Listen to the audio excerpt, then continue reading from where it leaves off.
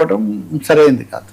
Sir మరొక అంశం, పిఠాపురం నుంచి వర్మ అవుట్, పవన్కి పుచ్చుగింపుల, ఇది ట్రోలింగ్ అవుతున్న అంశం. ఇది దాదాపు పీఠాపురం అధికార పీఠంలో ద్వితీయ పీఠం పవన్ ఇక్కడ ఇద్దరికి కుదరట్లా. అంటే ముఖ్యంగా తెలుగుదేశం పార్టీ స్థానిక శాఖకు శాఖాధిపతి ఎవరంటే వర్మ, ఏవిఎన్ వర్మ వరకు శాసనసభ్యుడు. పవన్ కళ్యాణ్ కోసం సీటు త్యాగం చేసి త్యాగవర్మ అని కూడా అనొచ్చు ఆ విధంగా చెప్తే. ఆయన ఎన్నికల ప్రచారంలో కూడా చాలా విస్తృతంగా పవన్ కళ్యాణ్తో పాటు ఉన్నారు. అసలు వర్మ పేరు తీయకుండా పవన్ కళ్యాణ్ ఏ సభలో కూడా మాట్లాడటం నేను చూడలేదు. కానీ ప్రభుత్వం ఏర్పడిన తర్వాత మటుకు అక్కడ వాతావరణం బాగా వివాదాస్పదంగా మారింది. తెలుగుదేశం వాళ్ళు మేము పనిచేసి మేము పునాది నిలబెడితే మాకు తగిన స్థానం ఉండడం లేదు అన్నది వర్మకు ముందు నుంచి ఉన్న ఒక అసంతృప్తి. ఇది నా మాట కాదు, స్థానికంగా ఉన్న తెలుగుదేశం కార్యకర్తల మనోభిప్రాయం నేను ప్రతిబింబిస్తున్నానని నేను చెప్తూ వచ్చాను. చాలాసార్లు ఆయన పిఠాపురం జనసేన అనేది అయినప్పటికీ ఇక్కడ తెలుగుదేశం జెండా ఎగరాలి అన్నది ఒక ప్రధాన లక్ష్యంగా ఆయన పనిచేస్తూ వచ్చారు. ఈ మధ్య మనం చూసాం చాలా ఉద్రిక్తత. చంద్రబాబు నాయుడు ముఖ్యమంత్రి ఫోటో పెట్టలేదు, ఒక చోట కొన్ని చోట్ల పెట్టారు, కొన్ని చోట్ల పెట్టలేదని ఆయన ఆందోళన చేయటం, ఆ తర్వాత ఆయనకు పార్టీలో కూడా పదవి ఇవ్వటము, లేకపోతే ఇంకేదో కొన్ని వ్యాపార అవకాశాలు ఇవి కల్పించినప్పటికీ పిఠాపురం ముఖ్యం అన్నది ఆయన పిఠాపురం మీదే ఉంది, ఆయన టార్గెట్ పిఠాపురం. ఈ మిగతా మీరు పదవులు ఏమిస్తారు లేకపోతే అవకాశాలు ఏమిస్తారు కాదు, నాకు పిఠాపురం అనేది నేను పార్టీకి కోటలాగా కాపాడుతానన్నది ఆయన ఉద్దేశంగా ఉంది. సో దాంతో ఒక ఎడతెగని సమస్యలాగానే మారింది కూటమి యొక్క ఐక్యత అనండి. మరీ ముఖ్యంగా మొన్నటి ఎన్నికల్లో తమిళనాడులో ఘన విజయం సాధించి ముఖ్యమంత్రి కాబోతున్న అంశం మనం చర్చిస్తాం. సో అది అయినప్పటి నుంచి కొంచెం పవన్ మీద కొంచెం ఫోకస్ పెరిగింది. మీరేమో మద్దతు తెలిపారు, అనవసరంగా మీరు కూడా సింగిల్గా చేసుకుంటే విజయ్లాగా అయ్యేవాళ్ళని కొంతమంది వీరాభిమానులు ఆశపడుతున్నారు. పవన్ కళ్యాణ్ వాస్తవికవాదే, ఆయనకు తెలుసు. ఆయన ఏమి అలాంటి మాటలు ఆయన నుంచి కానీ నాగబాబు నుంచి కానీ మనం ఏం వినలేదు. కానీ ఒక వాతావరణం కొంచెం వచ్చింది. రెండవది లోకేష్ను వర్కింగ్ ప్రెసిడెంట్ చేసి ఆయన ముఖ్యమంత్రి పదవి వైపుగా అడుగులు వేస్తున్నారు. చాలా స్పష్టంగా ఇప్పుడు తదుపరి నాయకుడు ఈయన నవశకం మొదలైంది అని అక్కడ చెప్తున్నారు. సో అక్కడ నవశకం మొదలవుతున్నప్పుడు ఇక్కడ విజయ్ తనకంటూ ఒక శకమే సృష్టించుకున్నప్పుడు పిఠాపురం వరకైనా అక్కడ పవన్ శకం నడవటం మంచిది అనే ఆలోచనకు తెలుగుదేశం వచ్చినట్టుగా ఉంది. సీనియర్గా అక్కడ స్థానికంగా బలమైన పునాదులు ఉన్న వ్యక్తిగా వర్మ అంత తేలిగా ఇంకా కొరకరాని కొయ్యేలాగా ఉన్నారు. కాబట్టి ఇక్కడి నుంచి మార్చడం తప్ప ఇంకోటి ఉపయోగం లేదని ఆయన ఇన్ఛార్జిగా ఉన్నారు ఆయన పిఠాపురం నియోజకవర్గానికి.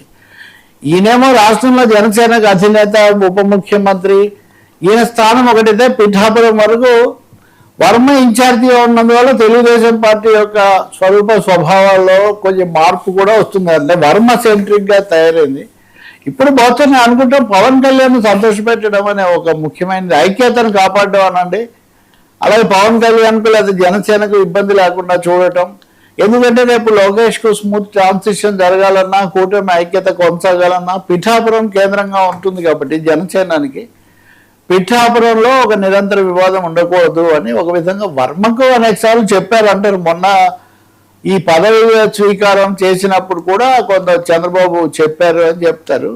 కానీ ఆయన నేనేం తప్పు మాట్లాడలేదు కదా, మా నాయకుడు బొమ్మ పెట్టలేదన్నా నేను అంతే కదా అని ఆయన అంటారు. సో ఆయన లాజిక్ ఆయన ఎప్పుడు పాటిస్తూ ఉంటారు. కాబట్టి ఈ సమయంలో క్లియర్ సిగ్నల్ ఇంకా అంటే పిఠాపురం పవన్ కళ్యాణ్ నియోజకవర్గం అది ఆయనకే చెందుతుంది. కానీ ఇక్కడ మళ్ళీ మనం ఏమీ ఇబ్బందులు పెట్టకూడదు అనే తెలుగుదేశం పార్టీ పిఠాపురం మీద ఎమ్మెల్యే హక్కు అనండి, లేకపోతే దాని ప్రధాన బాధ్యత జనసేనకి ఇవ్వాలని నిర్ణయించుకున్నట్టుంది. అటువంటిప్పుడు వర్మ లాంటి సీనియర్ నాయకుడు ఇంకా అక్కర్లేదు కదా. అక్కడ సీనియర్ నాయకుడిగా ఉన్నంత వరకు ఆయన తన స్థానము, తన మాట వాటిని ఆయన వదులుకోడు. ఎందుకంటే ఆయన అక్కడ ప్రాతినిధ్యం వహించాడు, బలమైన పునాదులు ఇవన్నీ ఉన్నాయి కాబట్టి. అందుకని ఇది ఒక బహుశా సహజ పరిణామం అనుకోవాలి. కూటమిలో ఐక్యతకు వస్తున్న సవాళ్ళు ఎప్పుడు మనం సహాయ పాత్రైనా, రెండవది మనకు రావాల్సింది రావట్లేదు అని జనసేనలో వస్తున్న ఒక అసంతృప్తి, కొంతమంది బయటికి పోవడం, ఇవన్నీ జరుగుతున్నప్పుడు బహుశా లాజికల్గానే వర్మను ఆ పదవి నుంచి తప్పించి, అంటే పిఠాపురం నియోజకవర్గ ఇన్ఛార్జిగా ఆయన ఉన్నారు. ఇప్పుడు ఆయన్ను పక్కన పెట్టి నియోజకవర్గం కోసం ఒక కమిటీ బహుశా ఈ కమిటీ కొంత జనసేనతో సమన్వయం చేసుకోవడం పవన్ కళ్యాణ్ చెప్పినట్టుగా. పవన్ కళ్యాణ్ అంటే ఆయన రోజు చూడరు కానీ ఆయన తరఫున ఎవరో ఉంటారు కదా, నాగబాబు కూడా ఉంటారు, ఇంకా ఆ దొరబాబు పెన్నేం దొరబాబు అని ఆయన ఉన్నాడు. కాబట్టి ఈ జనసేనకు ప్రధాన బాధ్యత అప్పగించాలి అని భావించినట్టు కనిపిస్తుంది. ఇది వర్మకు ఆశాభంగమే ఖచ్చితంగా. ఎప్పటికైనా కానీ తన స్థానాన్ని అధిష్టానం గుర్తిస్తుంది, అలాగే అధిష్టానం ఆశీస్సులతోనే ఆయన ఇవన్నీ చేశారని అందరూ భావిస్తూ వచ్చారు. ఇప్పుడు కొంత మీరు వేరే చూడని, వేరే ఉన్న బాధ్యత ఏమిస్తారో మనం ఇంకా చూడాల్సి ఉంటుంది. చిన్న బుచ్చుతారని నేను అనుకోను, ఎందుకంటే ఇక్కడ ఘర్షణ నివారించడమే ముఖ్యం అన్నట్టుగా. ఎందుకంటే వర్మ వాళ్ళైతే ఆ సామాజిక తరగతి వాళ్ళందరినీ దూరం చేసుకోవటం అంత తేలిగ్గా చేయరు. గోదావరి జిల్లాలో ఇప్పటికే మీరు చూడండి, గోదావరిలో జిల్లాల్లో తెలుగుదేశం పరిస్థితి అడకత్తెరలో ఉన్నట్టుంటుంది. ఇటు బీజేపీ వాళ్ళు మాకు ముఖ్యం అంటారు.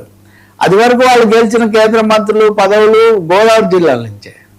ఇప్పుడు మీరు ఆఖరికి కొన్ని చోట్ల వాళ్ళ అభ్యర్థులు కూడా చంద్రబాబు నియమించేదేమో కానీ బీజేపీ స్థానం గోదావరి జిల్లాలో మాకు ముఖ్యమైందని అప్పటి నుంచి ఆయన గోదావరి జిల్లాల మీద ఆయన ఫోకస్ ఉంది. మూడవది సోషల్ యాంగిల్లో సామాజిక నేపథ్యంలో చూస్తే కూడా గోదావరి, ముఖ్యంగా తూర్పు గోదావరి జనసేనకు ఫోకస్ ఏరియాగా ఉంటుంది. సో వీటన్నిటినీ కాస్త సర్దుబాటు చేసే విన్యాసం కుస్తీ జరుగుతున్నట్టు కనిపిస్తుంది. ఇంకా వర్మ ఇప్పుడు ఎలా రియాక్ట్ అవుతారు? నేను అధిష్టానం చెప్పినట్టు వింటారు, క్రమశిక్షణ కలిగిన కార్యకర్తను అని క్రమశిక్షణ ప్రదర్శిస్తారా, లేక కొంత ఇబ్బంది పడతారా? ఎందుకంటే ఇన్ని రోజుల నుంచి నాకు ఇచ్చిన దాని ప్రకారం నేను పనిచేస్తే ఇలా అయింది ఏంటి అనుకుంటారా? చూడాలి. ఎక్కువ ఆప్షన్స్ కూడా ఈ దశలో లేవు ఆయనకు. ఇంకెక్కడికి ఆయన అంటే ఒక్కటేది చెప్పాలి మనం, ఏ దశలో ఆయన పార్టీ నాయకత్వాన్ని కాదని ఏం మాట్లాడాలి. తెలుగుదేశం విధేయుడిని తెలుగుదేశానికి ఉంటాను అన్నదే చెప్తూ వచ్చారు. పైగా ఇది వర్మతో అవుతుందా, పీఠాపురంతో అవుతుందా? ఇలాంటి సమస్యలు ఉన్న హాట్ స్పాట్స్ ఇంకో 6 డజన్ దాకా ఉన్నాయి వీళ్ళిద్దరి మధ్య. బీజేపీకి అసంతృప్తి ఉన్నవి కూడా కొన్ని ఉన్నాయి. ఉదాహరణకు విష్ణువర్ధన్ రెడ్డిని ఉంటాడు అనంతపూర్లో. ఇలాంటి కొన్ని స్థానాలు ఉన్నాయి.